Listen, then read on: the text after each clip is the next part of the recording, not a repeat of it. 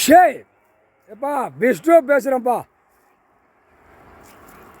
தமிழ்நாட்டில் காவல்துறை அதிகாரி சென்னை மெட்ராஸ் போட்டேன்னா கன்னியாகுமரி மாவட்டம் வரைக்கும் உள்ளே வந்துடும். காவல்துறை அதிகாரிக்கு எல்லாமே வந்துடும். மாலை எரிக்கலை மாலை சென்னை மெட்ராஸ் காவல்துறைக்கு போட்டுறப்பா. போட சொல்லிட்டார் நீதி அரசர். போட்டுரு. டெல்லி பிரம்மா கொடுத்துட்டான் கணக்கு. நீதி அரசர் அங்கே மாலை போட சொல்லிட்டாரு. போட்டு கணக்கு முடிஞ்சு போட்டுறப்பா. தமிழ்நாட்டில் போட்டீங்கன்னா ஆட்டோமேட்டிக்காக அந்த வேலை எப்படி நடக்குன்னு நீதி அரசர் பார்த்துக்கிட்டே இருப்பார்.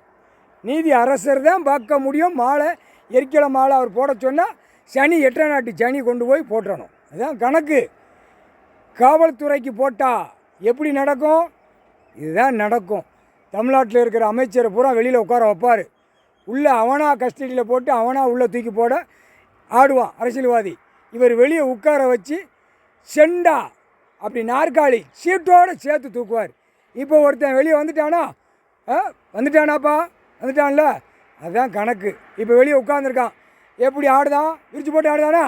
இவனை வலை போட்டு செண்டா இராணுவமே தூக்கிடுவான். இதுதான் கணக்கு. தூக்கணும்ல. கூண்டோட கணக்கு போட்டார். அந்த கூண்டோட வெளியில் இருந்தால் தான் தூக்க முடியும்.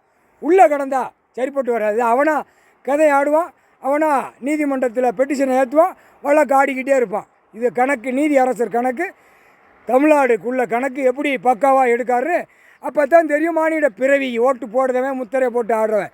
முக்கால் சத்தியம் போட்டாச்சுப்பா கணக்கு.